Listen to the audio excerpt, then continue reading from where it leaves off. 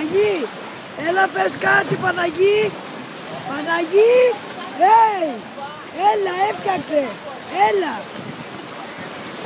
Έφτιαξε το δικό μου, έλα πες κάτι.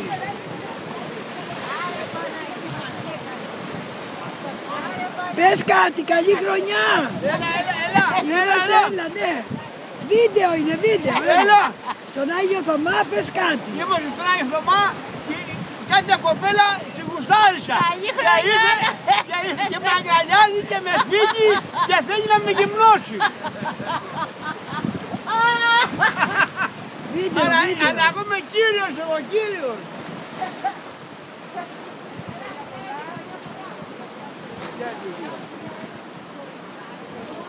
Άνοιξε το βλαμμένο, άνοιξε. Έφτιαξε λέω.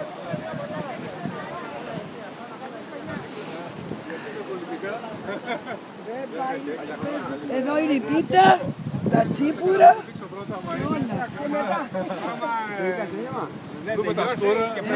Παίρνω βίντεο. Καλή χρονιά, καλή χρονιά. Να είσαι καλά.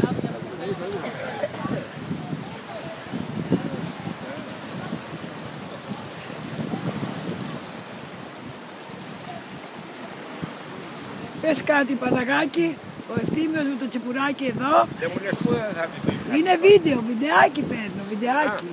Έλα πες κάτι Παναγάκη για την καινούργια χρονιά. Χρονιά, πες κάτι. Είμαστε στον Άγιο Θωμά, είναι ωραία η θάλασσα, έχει εδώ ωραία κορίτσια. Πάρτα ρε στα Λοιπόν, πάρτα ρε στα από τα χιλιάρικα. Να το γαμπάς. Να, με βιάζουν να βγάλω τα ρούχα μου. Να το γαμπάς. Γεια σου Έλενα. Πάλι. Είναι ωραία, κάνει λίγο κρύο, αλλά έχει ωραίο ήλιο. Λοιπόν, αυτά.